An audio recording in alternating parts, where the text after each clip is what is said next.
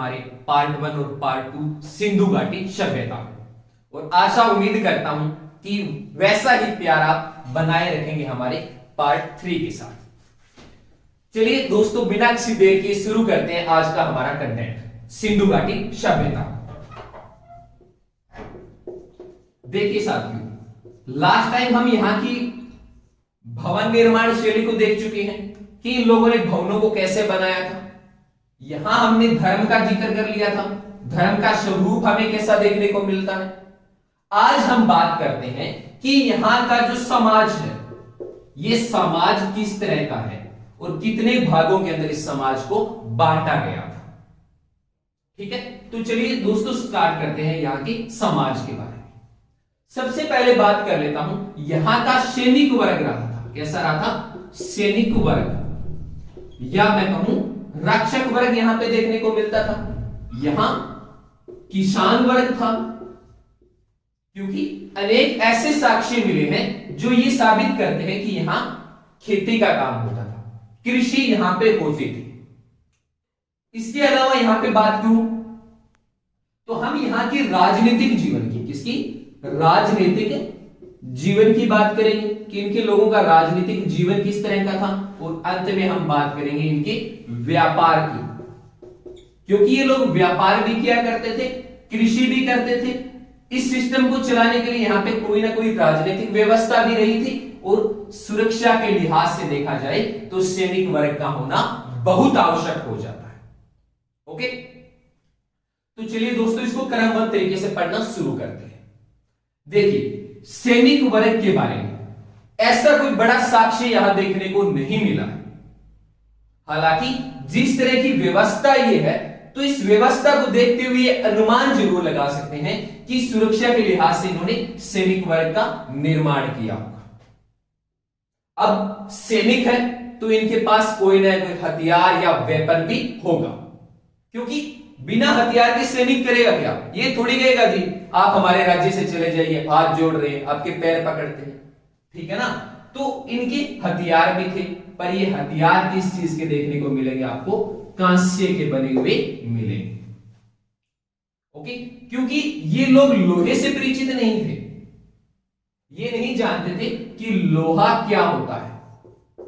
हालांकि लोहे का जिक्र आएगा जब आर्यों का जिक्र यहां किया जाएगा, क्योंकि आर्य तलवार से भी परिचित थे और लोहे से भी परिचित थे, और इसका हम विस्तार से जिक्र तब करेंगे जब हम इसके विनाश के ऊपर आएंगे। देखेंगे कुछ इतिहासकार किस तरह से इनको आर्यों से जोड़ते हैं और क्या बात बोलते हैं। पर यहां तक यह समझना आवश्यक है कि ये लोग कांस्य के हथियार बनाते थे, लोहे से परिचित नहीं थे, लोहे के कोई हथियार यहां नहीं देखने को मिले। अगर बात की जाए तलवार की, देखिए प्राचीन काल का एक प्रसिद्ध हथियार रह चुका है तलवार। ये लोग तलवार से बिल्कुल भी परिचित नहीं थे। हालांकि भाला ऐसे हथियार जरूर बनाते थे, कुछ नुकीली चीजों का प्रयोग इन्होंने किया है, पर तलवार का कहीं भी इन सैनिकों ने प्रयोग नहीं किया है, क्योंकि कोई साक्ष्य नहीं मिला है जो तलवार के बारे में बताता हो। हालांकि कुल्हाड़ी हो गई, इन चीजों का प्रयोग इन्होंने अवश्य किया है। तो ये था इनकी सैनिक वर्ग के बारे में। इससे ज्यादा सैनिक वर्ग के बारे में नहीं पूछा जाएगा एसएससी और एचएससी के अंदर, हालांकि सिविल के अंदर विस्तार से पूछ सकते हैं। तो अब बात करते हैं इनके किसान वर्ग की। देखिए, एक बात मैं आपको पिछली वीडियो की बता देना चाहता हूं कि मैंने एक शब्द कहा था कि नदियों को संस्कृति का पालना कहा जाता है। कारण क्या था कि लोग नदियों के किनारे जाते थे? क्या ऐसी आवश्यकता थी कि नदियों के किनारे जाना पड़ा? कारण क्या था कि उन्हें अनाज चाहिए था, अन्न चाहिए था। अब अन्न पैदा करने के लिए क्या चाहिएगा? पानी की आवश्यकता पड़ेगी। अब पानी मुख्य रूप से कहां मिलेगा? मिलेगा नदियों के किनारे पे। इसके अलावा उनकी डेली लाइफ में भी पानी का बहुत प्रयोग है ना, आज भी हम देखते हैं। हम अपने मानव शरीर की बात करें या पेड़ पौधों की बात करें, जो 50% से ज्यादा भाग जो होता है वो पानी का पाया जाता है। बहुत जल्द आपके सामने बायोलॉजी की वीडियोज लेके आ रहे हैं, जिनके अंदर डिटेल में बताऊंगा कि किस चीज में कितना प्रतिशत पानी होता है, और क्या अहमियत रखता है पानी हमारे जीवन में या हमारे शरीर में। पर अभी हम संस्कृति के लिहाज से पढ़ रहे हैं, तो अगर खेती करनी है, किसान है तो खेती करेगा। अब खेती करने के लिए चाहिए क्या? पानी की आवश्यकता है। पशु तो जरूर रखेगा, खेती करनी है तो पशुओं की आवश्यकता पड़ेगी, तो पशुओं को भी तो पानी चाहिए ना। खाना बनाना है, कपड़ा धोना है, तो ऐसे सारे कामों के लिए पानी चाहिए। तो इसीलिए इन लोगों ने क्या है, नदियों के किनारे जाना शुरू किया। और ज्यादातर जो शहर खोजे गए हैं सिंधु घाटी सभ्यता या हड़प्पा सभ्यता के, वो कहां खोजे गए हैं? नदियों के किनारे पे खोजे गए। एक बार सिर्फ हाईलाइट देख रहे हैं, फिर इनको थोड़ा सा डिटेल में देखेंगे, खास करके हमारे कृषक वर्ग को और इनके व्यापारिक वर्ग को। अब बात कर लेता हूं राजनीतिक जीवन की, कि ये लोग राजनीतिक जीवन कैसा रखते हैं। तो मैं आपको पहले भी थोड़ा बताया था कि इनके राजनीतिक जीवन का पता नहीं चलता कि इनका राजनीतिक जीवन किस तरह का था, पर अनुमान यह है कि यहां पे राजनीतिक जीवन रहा होगा। किस स्वरूप का रहा होगा उसके बारे में भी ज्यादा कुछ जानकारी नहीं है। क्या यहां राजा भी था, या यहां पे रानियां पद संभालती थी? देखिए, मैं विशेष रूप से कह रहा हूं रानियां पद संभालती थी। ऐसा क्यों बोल रहा हूं? ऐसा बोलने का एक कारण है। कारण क्या है कि हमें यहां पे दो प्रतिमाएं मिली हैं, और वो दोनों प्रतिमाएं किसकी है? महिलाओं की है। मतलब ये समाज कैसा था? महिला पद प्रधान था। तो महिला पद प्रधान होने के कारण हो सकता है यहां पे रानी भी राजनीतिक व्यवस्था संभालती हो। ठीक है दोस्तों, यहां तक सब समझ में आ गया? साथ ही साथ नोट करते रहिए। ओके, तो ऐसा अनुमान लगाते हैं यहां पे राजनीतिक जीवन था। पर इस बात के बारे में कोई पुख्ता हमारे पास सबूत नहीं है। क्या ये राजा चुना जाता था जैसे आज हम प्रधानमंत्री को चुनते हैं, या ये वंशानुगत होते थे, मतलब पीढ़ी दर पीढ़ी चलते थे, जैसे हम खास करके मुगल शासन काल और दिल्ली काल में देखने को मिलता है। बाबर आता है, हुमायूं आता है, अकबर आता है। तो ये क्या है? पीढ़ी दर पीढ़ी चलने वाली प्रक्रिया है ना। तो इसके बारे में ज्यादा कुछ पता नहीं चलता, पर इतना जरूर मानते हैं यह राजनीतिक जीवन है, और बिना राजनीतिक जीवन इस तरह की व्यवस्था को चलाना मुमकिन नहीं है। अब बात कर लेते हैं व्यापार के ऊपर। देखिए, कृषि तो ये लोग करते ही करते थे, कृषि के अलावा निर्भर किस चीज पे थे? ये व्यापार के ऊपर निर्भर करते थे, और व्यापार के लिए ये जल का प्रयोग करते थे और थल का प्रयोग करते थे। जैसा कि मैंने पहले बताया, यहां पे मिली मोहरों से, जो यहां पे मोहरें मिली हैं, उनसे इस बात का पक्का प्रमाण मिल जाता है कि इन्होंने जल और थल दोनों भागों से व्यापार किया होगा। अब इन दो पॉइंट को समझ लेते हैं दोबारा से, एक किसान वर्ग या कृषक वर्ग को, और दूसरा व्यापारी या वैश्य वर्ग को डिटेल में थोड़ा सा पढ़ते हैं। देखिए, शूद्र भी यहां पे होंगे, शूद्रों का होना भी यहां पे आवश्यक है। क्यों? क्योंकि अगर प्रशासन है, राजमहल है, बड़े बड़े महल मिले हैं, तो अनेक तरह के निम्न पद भी देखने को मिलेंगे। सफाई कर्मचारी, इस तरह की चीजें देखने को जरूर मिलेगी। तो सबसे पहले बात कर लेते हैं व्यापार की, कि व्यापार किस तरह का यहां पे हुआ करता था। देखिए, व्यापार को साबित करने के लिए सबसे बड़ा सबूत यहां सामने आता है यहां की तोल की इकाई, कि तोलने के लिए किस तरह की इकाई का प्रयोग करते थे। क्या ये ग्राम में तोलते थे, क्या ये किलो में तोलते थे, या लीटर में चीजों को मापते थे? तो इनकी तोल की इकाई देखा जाए तो 16 में देखने को मिलती है, 16, 32, इस तरह से इनके आंकड़े के ऊपर इनकी तोल की इकाई देखने को मिलती है। दूसरा क्या है कि यहां पे वस्तु विनिमय, वस्तु विनिमय का मतलब एक के पास कोई एक वस्तु है और दूसरे के पास एक वस्तु है, तो ऐसे में क्या है, ये वस्तुओं का आदान प्रदान करते थे, एक चीज के बदले में दूसरी चीज को खरीदते थे। तो इस व्यवस्था को क्या बोलते हैं? वस्तु विनिमय प्रणाली बोलते हैं। और यहां अनुमान लगाया जाता है कि ये लोग वस्तु विनिमय प्रणाली का पालन किया करते थे। जैसे आपको बाजार से कोई सामान लेके आना है, जैसे मान लिया आपको चीनी चाहिए। अब आप क्या है, पैसे नहीं लेके जाएंगे, आप गेहूं ले गए, घर में गेहूं है, अब जाके उसको कहोगे आप गेहूं रख लो और आप मेरे को बदले में क्या दे दीजिए, चीनी दे दीजिए। तो इस तरह से व्यापार हुआ करता था, जिसको वस्तु विनिमय प्रणाली का नाम देते हैं। हालांकि इसके बहुत सारे दोष भी हैं।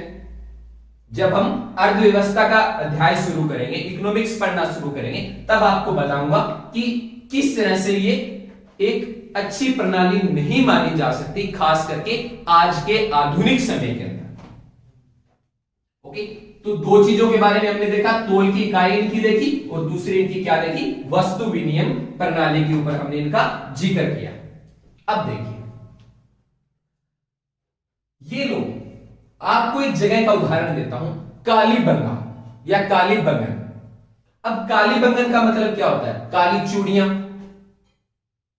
अगर चूड़ियां यहां पे है तो चूड़ियां बनाने के लिए कारखाना तो होना चाहिए ना, कोई फैक्ट्री होनी चाहिए।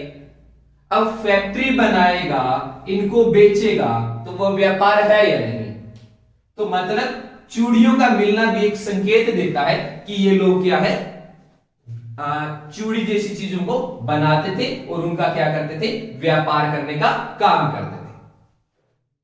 इसके अलावा देखिए, हमें चांदी जैसी चीजें, कांसा, इन चीजों के भी प्रमाण मिले हैं। अब जब कांसा है, चांदी है, तांबा है, तो ऐसी चीजें अगर खुदाई के दौरान निकाली जा रही है, उनके अलग अलग हथियार बनाए जा रहे हैं, बर्तन बनाए जा रहे हैं, तो ऐसे में क्या है, कारखाना तो तब भी जरूरत पड़ेगी। अगर कोई कुल्हाड़ी बनानी है या बर्तन बनाने हैं, तो बर्तन बनाएंगे कहां पे, किसी फैक्ट्री में बनेगा ना, और फैक्ट्री में बनेगा तो वो बाहर बेचने भी जाएगा।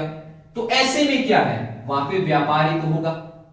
ये थोड़ी कि हर घर के अंदर एक आदमी बैठा, वो जमीन में से कुछ धातु निकालता है, उसको शुद्धिकरण करता है और उसके बाद उसके अलग अलग बर्तन, हथियार बनाता है। हर घर में तो ये काम नहीं होता ना। होता क्या है, व्यापारिक स्तर पे तो होता है। तो ये लोग व्यापार किया करते थे। ये ऐसी चीजें भी साबित कर देती हैं कि ये व्यापार से काफी परिचित थे। इसके अलावा अगर मोहर बन रही है, मोहर बन रही है, तो मोहर बनाने के लिए, मोहरों को बनाने के लिए भी क्या चाहिए, किसी विशेष सांचे की आवश्यकता होगी।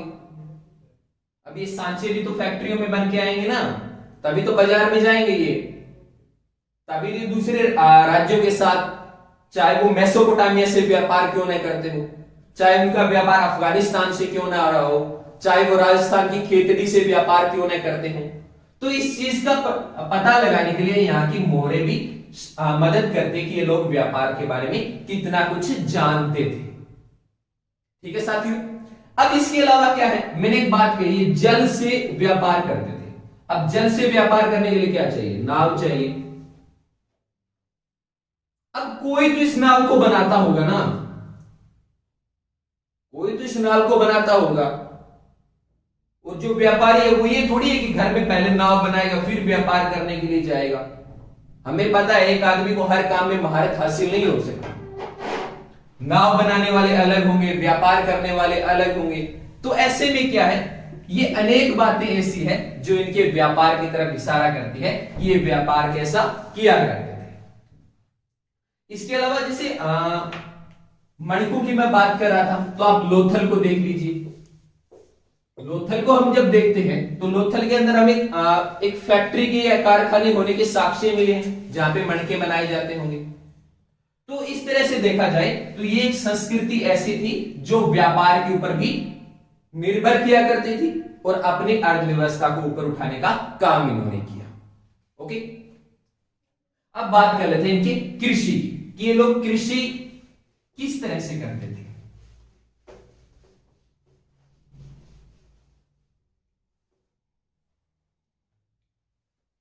देखिए, अगर मैं इनकी कृषि की बात करूं, इनकी खेती की बात करूं या किसान वर्ग की बात करूं, तो देखिए महत्वपूर्ण भूमिका निभाने का काम करता है यहां का कृषक वर्ग।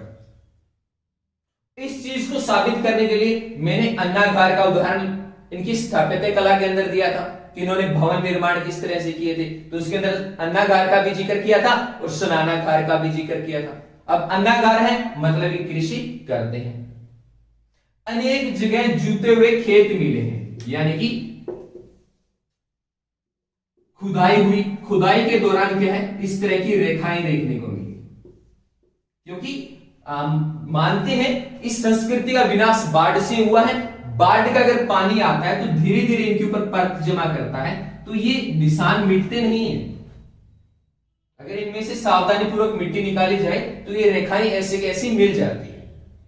तो जूते हुए खेत किस लिए होंगे, खेती को ही तो दर्शाएंगे ना इनकी, कि ये लोग खेती किया करते थे। मिट्टी का हल मिला है, क्या मिला है, मिट्टी का हल।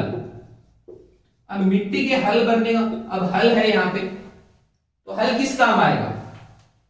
अब वो लोग हल का डिजाइन तभी बना सकते हैं जब उसे कृषि करते रहे होंगे, खेती करते रहे होंगे, तो ऐसे में अनुमान लगा सकते हैं कि ये लोग खेती से कितने परिचित थे। इसके अलावा जो हो गया, जिसको कि यम नाम से इन्होंने क्या किया, इसकी कृषि करने का काम किया। इसके अलावा कुछ साक्ष्य गेहूं के भी मिले हैं कि ये लोग गेहूं की कृषि भी करते होंगे, और इसके अलावा कपास, कॉटन, कपास की कृषि करने का काम भी इन्होंने किया। क्योंकि यहां पे क्या है, एक टुकड़ा मिला है, एक कपड़े का टुकड़ा मिला है, और ये टुकड़ा किसका है, कॉटन के धागों से बना हुआ है। अब देखिए, कॉटन के धागों से बने हुए टुकड़े से दो बातें साबित होती है। पहला, ये कपास की कृषि करते होंगे, और दूसरा, अगर टुकड़ा बनाना है, कपड़ा बनाना है, तो बात जुड़ेगी ना वापस व्यापार से। क्यों, चाहे वो चरखे से बनाते हो, चाहे कोई और तरह की मशीन का उन्होंने प्रयोग किया, पर ये काम बड़े स्तर पे होगा, तो यहां पर भी कारखाना होगा, इस बात को दर्शाता है। और कपास को इन्होंने कपास नाम नहीं दिया है, कपास को क्या नाम दिया इन्होंने, सिंडेन। क्या, सिंडेन नाम से इन्होंने क्या की है, कपास की कृषि करने का काम किया है। तो इस तरह से देखा जाए तो अनेक साक्ष्य ऐसे मिले हैं जो दर्शाते हैं कि ये लोग कृषि करते थे और कृषि के ऊपर मुख्य रूप से निर्भर रहा करते थे। ओके साथियों, इसके अलावा अगर इस समाज के बारे में देखा जाए कि ये लोग किस तरह का खान पान किया करते थे, अपने टाइम पास या मनोरंजन करने के लिए किस तरह के संसाधनों पे निर्भर रहते थे, तो मुख्य रूप से ये लोग क्या है, शहद जो होता है, मक्खी का, शहद को मीठे के रूप में इन्होंने बहुत प्रयोग किया। इसके अलावा अगर यहां की बात की जाए तो ये लोग जो खेल भी खेलते थे, वो खेल भी कैसे खेलते थे, थोड़े से एडवांस तरह के खेल खेलने का काम करते। देखिए, एडवांस तरह का क्यों बोल रहा हूं, क्योंकि यहां पे क्या एक प्लेट मिली है जिसके ऊपर क्या है, 64 खाने अंकित है। अब किसी प्लेट पे 64 खाने अंकित होने का मतलब क्या है, ये लोग कोई ऐसा खेल खेलते होंगे जिसमें 64 खाने होते हो, बॉक्स बने हो, और ये 64 किस पे होते हैं, शतरंज के खेल पे होते हैं। तो इससे अनुमान लगा सकते हैं ये पबजी नए खेल के क्या खेलते थे, शतरंज खेलने का काम करते थे, और ये बुद्धिमान लोगों की पहचान होती है। अनेक कंट्री में चले जाइए, लोग अपनी बुद्धिमत्ता का प्रमाण देने के लिए शतरंज का प्रयोग करते हैं। इसके अलावा क्या है, ये लोग शिकार किया करते थे, क्योंकि शिकार कोई नई विधि नहीं थी इनके लिए। अगर आदि मानव काल से भी बात की जाए तो आदि मानव भी तो शिकार के ऊपर निर्भर करता था। आप सिंधु घाटी सभ्यता की बात कर लीजिए, अनेक शिकार के प्रमाण मिलते हैं। आप उत्तर वैदिक काल में आ जाइए, जनपद काल में आ जाइए, महाजनपद की बात कर लो, या इसके अलावा आप दिल्ली काल की बात कर लो, हर एक में क्या है, शिकार के प्रमाण मिले हैं। और अंत में जब बिल्कुल आधुनिक इतिहास में आ जाते हैं तो सरकार इसके ऊपर कानूनी रोक लगा देती है। जब हम भारतीय संविधान को पढ़ेंगे, उनके अलग अलग भाग को पढ़ेंगे, तब बताऊंगा किस अनुच्छेद के तहत इसको कानूनी रोक लगाने का काम किया है। इसके अलावा क्या है, पशुओं को आपस में लड़ाना भी इनका एक पसंदीदा शौक रहा है। देखिए, जानवर लड़ाना भी आज भी हम देख सकते हैं, अनेक जगह गैर कानूनी रूप से किया भी जाता है, पर यहां पर क्या है, बिल्कुल ओपनली ये काम किया जाता था, क्योंकि इनकी टाइम पास का तरीका था। इसके अलावा संगीत और नृत्य। देखिए नृत्य और संगीत ये भी इनके समाज में विद्यमान रहा था। ऐसा क्यों बोल सकते हैं? क्योंकि नृत्य करती हुई लड़की की प्रतिमा मिली है जो कि कांस्य की है। अब अगर वो नृत्य कर रही है तो नृत्य हमें पता है बिना संगीत के नहीं हो सकता। आप खुद देख लीजिए, कमरे में जाके लोग कर लीजिए, कुछ मत चलिए नाच के देख लीजिए, कितनी देर नाच सकते हो आप। मतलब ये लोग नृत्य से परिचित थे, नृत्य करते थे और संगीत के बारे में भी जानकारी रखते थे। तो इनके समाज में ये चीज भी देखने को मिल जाती है। इसके अलावा ये मछली पकड़ने का काम भी किया करते थे, क्योंकि नदियों के किनारे रहेंगी तो वहां मछलियां पाई जाएगी। तो ऐसे में क्या है, ये शुद्ध शाकाहारी भोजन भी करते थे और मांसाहारी तरह का भोजन करने का काम भी इन्होंने किया है। तो इस तरह से इनके समाज के बारे में देखा जाए तो ये कुछ बड़ी जानकारी मिलती है। इसके अलावा क्या है, थोड़ा सा कृषि के ऊपर नजर और डाले तो ये लोग बैलगाड़ी और भैंसा गाड़ी, मुख्य रूप से बैलगाड़ी, इसके अलावा मुख्य रूप से भैंसा गाड़ी का प्रयोग किया। और गाड़ी भी कैसी, 2 और 4 पहियों वाली, क्योंकि कृषि करनी है, व्यापार करना है, सामान एक जगह से दूसरी जगह लाना पड़ेगा, ले जाना पड़ेगा, तो ऐसे में गाड़ियों की जरूरत पड़ेगी। वो 2 और 4 पहियों वाली पाई गई है, जिनको कि भैंसों की सहायता से खींचने का काम होता था। तो ये मुख्य रूप से समाज के बारे में देखने को मिलता है। चलिए अब नजर डाल लेते हैं, इस संस्कृति अगर इतनी उन्नत थी, लोग इस तरह के घर बनाते थे, इतना अच्छा व्यापार करते थे, कृषि पे भी बहुत आधुनिक तकनीकों का इन्होंने प्रयोग किया है, तो ये संस्कृति का विनाश कैसे हो गया? तो देखिए विनाश होने की जब हम बात करते हैं तो अलग अलग इतिहासकारों में अनेक मतभेद देखने को मिलते हैं। कई सारे कारण देते हैं कि कुछ कहते हैं ये बाढ़ से संस्कृति का विनाश हुआ, कुछ इतिहासकार कहते हैं ये लोग यहां से पलायन कर गए होंगे, कुछ इतिहासकार कहते हैं यहां पे आग लग गई होगी, और ज्यादातर इतिहासकार 2 बातों पे सहमत होते हैं, एक बाढ़ वालों पे और दूसरे आर्य लोगों पे, कि आर्य लोगों ने आके इस संस्कृति का विनाश करने का काम किया। तो चलिए सबसे पहले बात कर लेते हैं आर्यों की, क्योंकि बाढ़ का जिक्र सबसे लास्ट में करेंगे, क्योंकि जिस तरह से घर दफन मिले हैं बाढ़ के होने का अनुमान ज्यादा लगाया जाता है। तो चलिए आर्यों की बात करते हैं कि आर्यों ने किस तरह से इस संस्कृति को विनाश किया होगा। तो सबसे पहले आर्यों के आने की बात करें तो आर्यों का जो मेन उदय स्थान माना जाता है वो माना जाता है कैस्पियन सागर के आसपास का। कैस्पियन सागर ये ईरान वाला जो क्षेत्र है, कहते हैं यहां पे आर्य लोग रहा करते थे। ये कैस्पियन सागर हो गया और इसके आसपास का ये क्षेत्र जहां पे आर्यों का मूल निवास रहा होगा।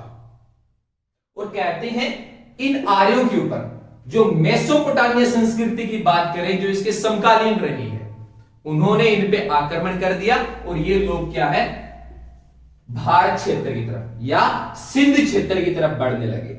और इस सिंध क्षेत्र के अंदर कौन सी संस्कृति पनप रही थी? सिंधु घाटी सभ्यता पनप रही थी। तो अनुमान लगाते हैं ये आर्य यहां पे आए और आकर इन्होंने क्या किया, सिंधु घाटी सभ्यता को विनाश करने का काम किया।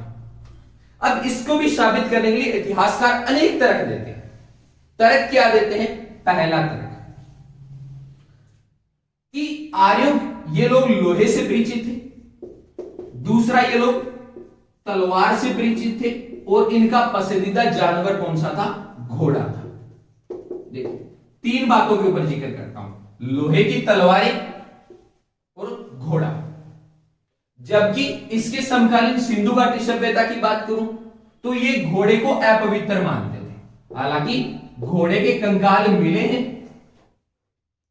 क्योंकि अगर ये लोग यहां आए होंगे, युद्ध हुआ होगा, तो कुछ घोड़े तो जरूर मरे होंगे, और नहीं तो बीमार होकर भी कोई मर गया होगा, तो कंकाल मिलना संभाविक बात है। पर ये लोग घोड़े को क्या है, अपवित्र मानते थे, यानी ये लोग घोड़े को नहीं छूते थे। दूसरा, इनके हथियार किस चीज के बने हुए? कांस्य के हैं। अब कांस्य हमें पता है लोहे के मुकाबले बहुत मुलायम होता है। और तीसरी, ये लोग तलवार से परिचित नहीं थी, तलवार के बारे में नहीं जानते थे, क्योंकि इनका पसंदीदा जानवर तो कुत्ता था। अब ऐसे में अगर ये आर्य लोग इनके ऊपर आक्रमण करेंगे तो एक तो इनके पास घोड़े होंगे, इनको रफ्तार मिलेगी, और योद्धा भी क्या है, ऊंचाई पे रहेगा। हथियार इनके क्या है, काफी मजबूत है। तो ऐसे में क्या है, इनको बहुत आसानी मिलेगी इनके ऊपर आक्रमण करने में और इनको मारने में। इनके लिए समस्या क्या होगी, इनके हथियार कमजोर रहेंगे। तो अगर लोहे के सामने से भी वार करेंगे तो ये हथियार तो टूट जाएंगे ना, ज्यादा देर नहीं टिक पाएंगे। अब सबसे बड़ी दिक्कत कहां आती थी, ये घोड़े को अपवित्र मानते थे। अपवित्र मानना इनके लिए सबसे बड़ी चुनौती बन गई। अब युद्ध भी लड़ना है और इस अपवित्र चीज से भी दूर रहना है, तो ये तो मुमकिन नहीं था ना इतना। तो ऐसे में क्या है, कहते आर्य आए और आर्य ने आके संस्कृति का क्या कर दिया, विनाश कर दिया। अगला कारण क्या देते हैं, ये लोग आर्य लोग इंद्र की पूजा करते थे। इंद्र, जिसको कि इन्होंने पुरंदर नाम से संबोधित किया है। अब इंद्र को क्या है, वर्षा का देवता मानते हैं। तो ऐसा भी अनुमान लगाते हैं कि ये लोग उपासना करते थे, जिसकी वजह से यहां इतनी ज्यादा बरसात आई कि ये नदियों में उफान आ गया और ये लोग तबाह हो गए। ओके, इसके अलावा जो सबसे प्रमाणित और लिखित साक्ष्य जो मिलता है वो मिलता है ईरान में मिलने वाला एक ग्रंथ, जो सबसे ज्यादा स्ट्रिक्ट जानकारी देता है। हालांकि वो आर्यों के बारे में ज्यादा बताता है, सिंधु घाटी सभ्यता के बारे में इतना कुछ नहीं बताता वो, तो उसको थोड़ा सा डिटेल में पढ़ेंगे बाद में, पर एक बार के लिए नाम बता देता हूं। जैन अवेस्ता नाम का यहां पे मिला है, जिसके अंदर की आर्यों के बारे में काफी ज्यादा जिक्र मिला है। और जब हम भारतीय ऋग्वेद से उसकी तुलना करते हैं तो काफी ज्यादा बातें दोनों में समान देखने को मिलती है। ओके, पर इंद्र का जिक्र उसमें भी काफी ज्यादा किया गया है। तो ऐसे में मानते हैं कि कहीं ना कहीं आर्यों ने इस संस्कृति का क्या किया होगा, विनाश किया होगा। दूसरी बात करता हूं इनके बाढ़ वाले कारण की, कि बाढ़ के कारण इस संस्कृति का विनाश हुआ होगा। देखिए, ये ज्यादा विश्वास करने वाला तथ्य लगता है कि बाढ़ से संस्कृति का विनाश हुआ होगा, पर एक साथ इतने बड़े क्षेत्र में, क्योंकि सिंधु घाटी सभ्यता कोई छोटा सा संस्कृति नहीं है, एक बहुत बड़े विशाल क्षेत्र में फैली हुई संस्कृति है, तो इसका विनाश बाढ़ कैसे कर सकती है। देखिए, बाढ़ के ऊपर ज्यादा विश्वास इसलिए जताते हैं इतिहासकार कि यहां पे जो मकान दफन मिले वो मकान ज्यादा टूटे नहीं है, मकान बिल्कुल सही है, अच्छी स्थिति के अंदर देखने को मिले हैं। खास करके आप मोहनजोदड़ो या मोहनजोदाड़ो की बात करें तो ऐसा कब होता है, जैसे मान लिया ये कोई घर है, अब बाढ़ आएगी तो बाढ़ अपने साथ बहुत सारा मलबा लेके आएगी ना, मिट्टी लेके आएगी, तो वो मिट्टी क्या होगी, इनके अंदर जमा होनी शुरू हो जाएगी। और अगर एक बार इस मकान के अंदर मिट्टी भर गई तो ऊपर का दबाव इसको नहीं तोड़ पाएगा। अगर अंदर से भरा हुआ है तो ऊपर का दबाव आसानी से इसको नहीं तोड़ पाएगा। दूसरी क्या है, जब इसकी खुदाई की गई तो मिट्टी क्या है, परतों में मिली है इस तरह से। अब परत में मिलने का कारण क्या है, तो ऐसे में इतिहासकार ये बात बोलते हैं कि ये बाढ़ कोई एक बार नहीं आई है, कई बार ये बाढ़ आई है, क्योंकि हर बार बाढ़ आएगी एक परत को जमा कर देगी, अगली बार फिर बाढ़ आएगी वो एक परत को जमा कर देगी, और धीरे धीरे सिंधु घाटी सभ्यता या हड़प्पा संस्कृति सारी की सारी मिट्टी में दफन हो गई।